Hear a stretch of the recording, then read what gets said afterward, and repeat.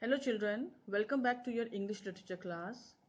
Children, in the previous video we continued with the story The Open Window and we read about the tragedy that Vera told Mr. Frampton. We also came to know that he became very uncomfortable after listening to the story and soon afterwards he was joined by Mrs. Sappleton. Now what happens afterwards? We'll come to know when we'll continue with the story. So let's start. She rattled on cheerfully about the shooting and the scarcity of birds and the prospects for duck in the winter. Now, in the village, it was quite common for people to go on hunts, and they always used to look forward to the hunting season because that was a time when they had ample opportunity to get a good kill. So, when Mrs. Sappleton was talking about the hunting season, she told Frampton that sometimes there is shortage of birds. As a result, they are not able to have a good hunt. And maybe this winter, the ducks will be there, a lot of ducks will be there, so they'll be able to have a good hunt. So, when she was talking about all these things, she was very excited. To Frampton, it was all purely horrible. But for Frampton to listen to all this story about the hunting, it was quite distressful for him. He was feeling very uncomfortable.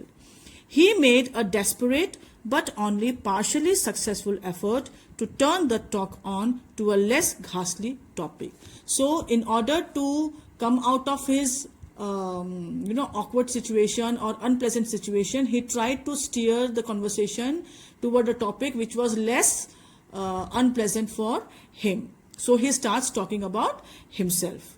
He was conscious that his hostess was giving him only a fragment of her attention.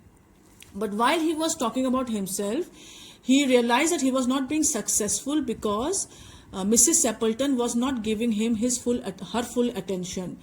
How he knew that she was not giving full attention?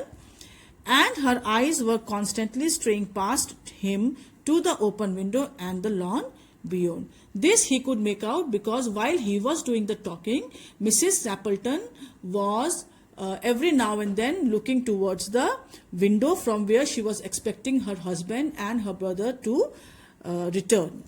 It was certainly an unfortunate coincidence that he should have paid his visit on this tragic anniversary. So looking at Sappleton's reaction or response to his conversation, he felt that it was a very bad coincidence that he has come to visit her on the very day the tragedy happened 3 years ago.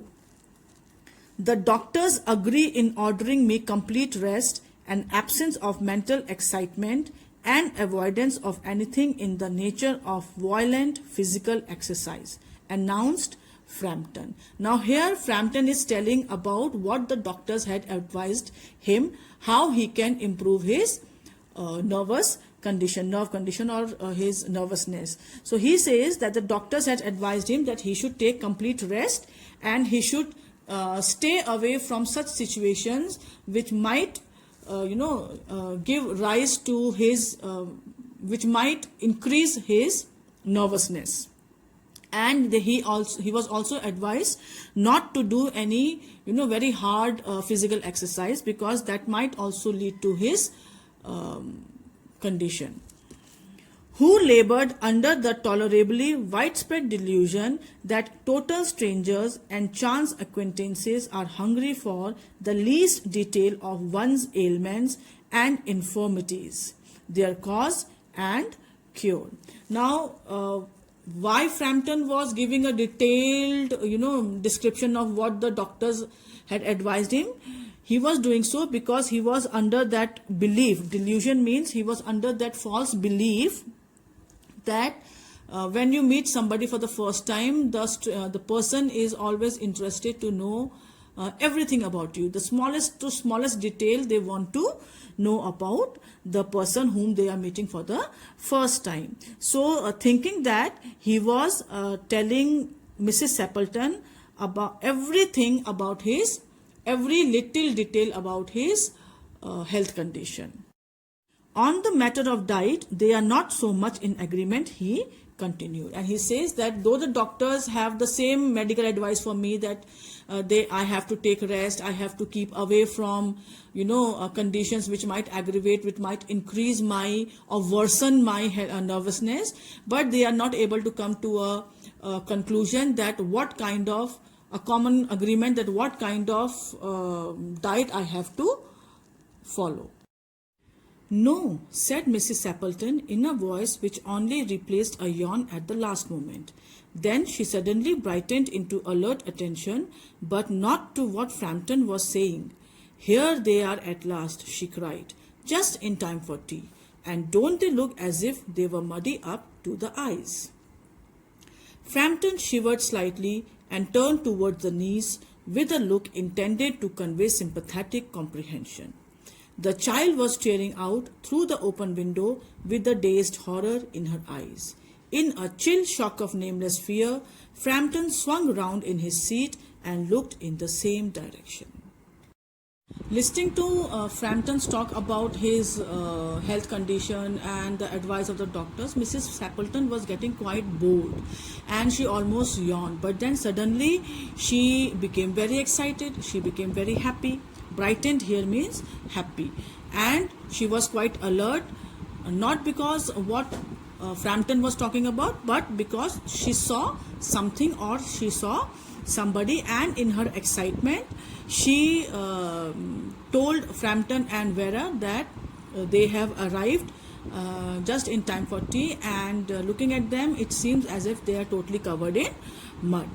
Now, listening to the excitement in Mrs. Sappleton's voice, Frampton out of fear shivered little bit, and he looked at Vera as if to convey her that he understands about whom Mrs. Sappleton was talking. But when he looked at Vera, he realizes that Vera is looking at the window and she was looking quite afraid because he could see fear in her eyes. And at that very moment, he also turned around in his chair and looked at the window. In the deepening twilight, 3 figures were walking across the lawn towards the window. They all carried guns under their arms, and one of them was additionally burdened with a white coat hung over his shoulders. So when Frampton turned and looked towards the window, he saw 3 dark figures. He was not able to see the face completely clearly because it was getting dark. The deepening twilight was started getting very dark. So he could just make out the outline of the body. So that is why 3 figures have been mentioned. So when he saw outside the window, he could just see 3 figures walking across the lawn towards the window, and they all were carrying guns. But out of those 3, one of the men was having a white coat over his shoulders. A tired brown spaniel kept close at their heels, and they were accompanied by a dog that was a spaniel dog. So that dog was also walking closely with the 3 men. Noiselessly they neared the house, and then a hoarse young voice chanted out of the dusk, "I said, Bertie, why do you bound?" Now all 4 of them, the 3 figure, the 3 men and the dog, they all were walking very quietly, and suddenly one of the men started singing the song, "I said, Bertie, why do you bound?" The song which he used to sing in order to annoy or irritate Mrs. Sappleton. Frampton grabbed wildly at his stick and hat. The hall door, the gravel drive, and the front gate were dimly noted stages in his headlong retreat. A cyclist coming along the road had to run into the hedge to avoid imminent collision. Now, when Frampton saw the 3 figures, he thought that he was looking at the ghosts of the 3 of Mrs. Sappleton's husband and her brothers. And he got so scared that he quickly got up from his seat. He took his hat got hold of his stick and he dashed out of the house. He was so desperate to get away from the house that he did not even see a cyclist who was coming on the road, and to avoid collision, that is to avoid getting hit by Frampton, the cyclist had to save himself by running into the hedge. "Here we are, my dear," said the bearer of the white mackintosh, coming in through the window, fairly muddy, but most of it dry. "Who was that who bolted out as we came up?" Now the person who was wearing the white long coat, he spoke to Mrs. Sappleton and said that and informs her that they have come back, and though their shoes are smeared with mud, but most of the mud has dried off.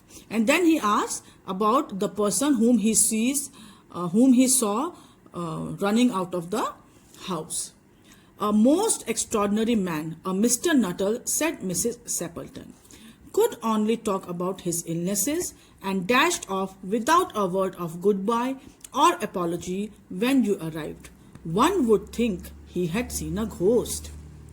So Mrs. Sappleton says that the person he is asking about was Frampton Nuttall, and she found him very extraordinary. Why? Because he had nothing else to talk about but his illness. And then without any information, without any apologies, he just, without any excuse or without giving any reason, he quickly ran away without saying even a goodbye.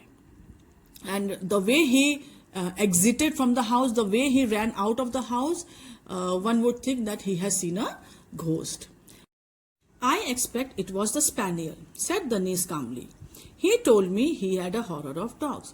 Now Vera interrupted the talk between Mr. and Mrs. Sappleton and informed them that the reason why Frampton ran away from the house was the dog. She told them that Frampton was afraid of the dogs. "He was once hunted into a cemetery somewhere on the banks of the Ganges by a pack of pariah dogs."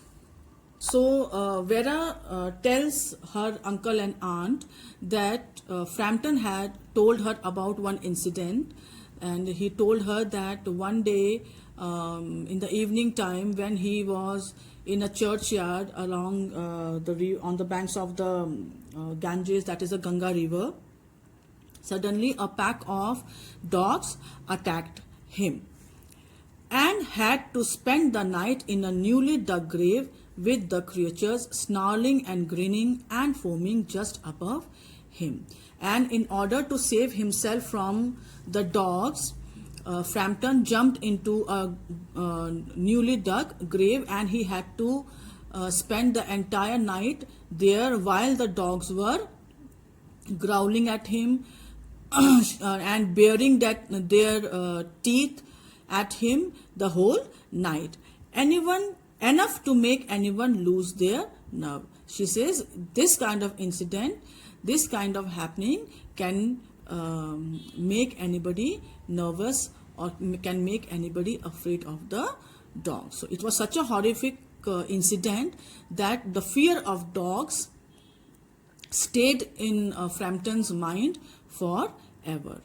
Romance at short notice was her specialty. Means here in this sentence the author is telling that it was Vera had a very special talent. That talent was that she could make up stories out of nothing in no time. So romance at short notice was her specialty. It was very easy for Vera to create a story about something and deliver it so convincingly that the person listening to the story would believe it at once. So that brings us to the end of the story. Read the chapter again once or twice and do the assignment.